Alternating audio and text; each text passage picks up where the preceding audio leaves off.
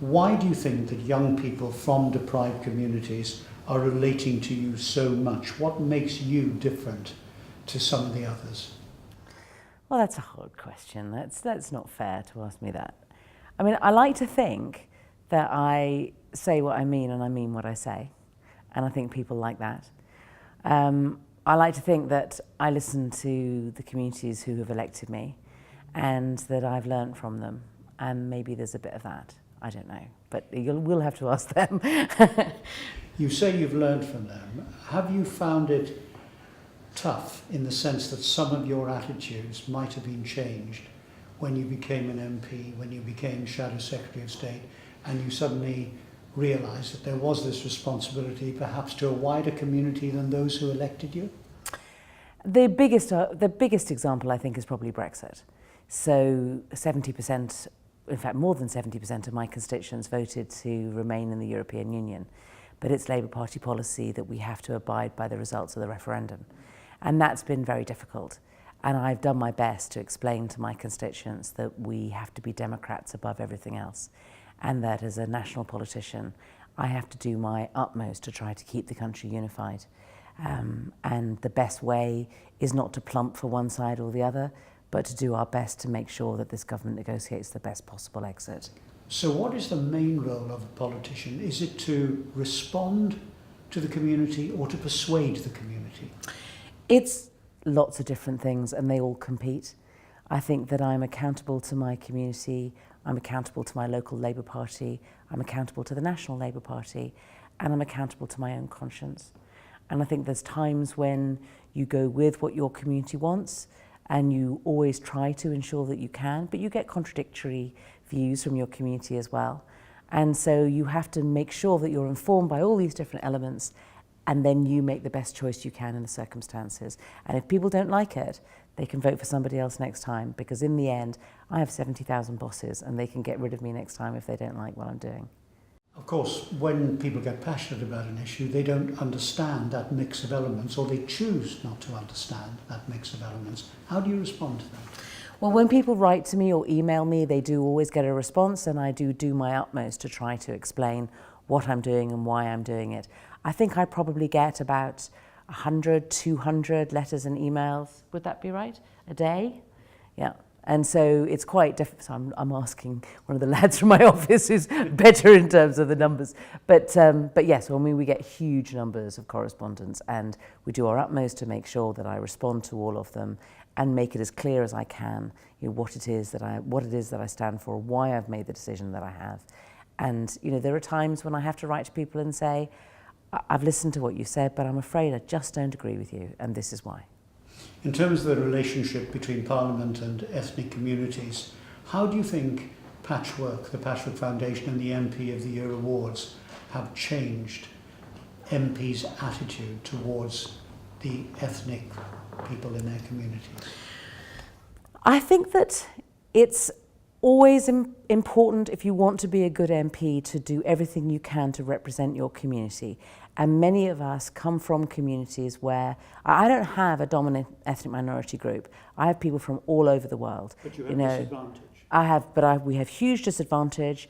We have, I think it's the 4th worst child poverty statistics in the whole country, you know, worse than Glasgow. I mean, it's really bad, the child poverty. And people think of Islington as being leafy lanes and Georgian squares, and it is. But a very large proportion of my community are also very deprived, and they need someone to stand up for them, and they need someone to be their voice, and that's what I try to do. And as I say, it can be contradictory, and it's that much more challenging when you have people of all backgrounds, coming from all over the world, but also the very rich and the very poor, you know, lots of gay people, lots of straight people, like lots of different attitudes, and it's a very political place. My constituency has the least amount of green space of anywhere in the whole country, so we all live on top of each other, even though we're all so different. And so to represent a challenging community like that and to have that recognised, I'm really pleased and I'm really grateful. With that mix of different types of communities, do you find that people are getting friendlier, that there is more cohesion, or are people sort of beginning to move into their own particular corner, as it were? I think that there's a great mixing amongst the poorer people in my community. I think you'll find, friendship groups across different racial backgrounds. If you go into the schools, you see great mixing. I think there's still a separation in terms of social class and economic background. So you don't get as much mixing between the richest and the poorest within my community, but ethnically people do mix. So does this relationship that has developed under the Patchwork Awards for bringing ethnic communities and disadvantaged communities closer to Parliament, does that or should that have an echo throughout communities as a whole? So I think there's lots of different ways that we're talking about. So I think engagement in politics comes at different levels. So I think people being confident about contacting their MP or their councillor or indeed becoming involved in political parties is kind of one thing. I think understanding how Parliament works is something else, and I think Patchwork works at that level, not so much at the level of giving people the encouragement and the confidence just to become involved in politics per se. I think understanding how Westminster works is a real key to giving people the confidence to being more actively involved in it. But there are different levels of political engagement. So there is a community activism, and which in many ways is different. Do you see what I'm saying? So you'll get people involved in tenants associations or representing their school or their college or being involved in trade unions. There's all of that kind of, and the civil society in Islington is actually really quite developed. Those people wouldn't necessarily think of being engaged more directly with Westminster, and I think Patchwork's work with that is really good because it brings people out of the other communities and says, this is great, what you're doing is great, but have you thought of an engagement with Westminster as well? And if ethnic minority communities get more and more involved with the institutions of our country, is there a bounce back for relations within that community? We have to, in the end, look like the communities we represent, of course.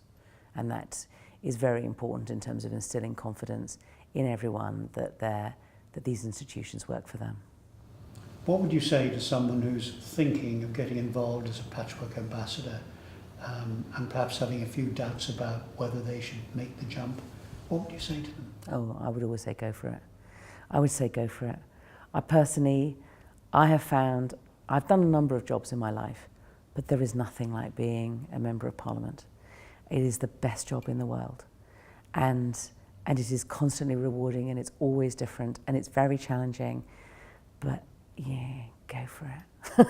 And you never lose the sense of excitement? Oh no, I work in a palace. And the reason I work in a palace is because the good people of Islington have put me there as their representative. I mean, how cool is that? Emily Thornberry, thanks so much.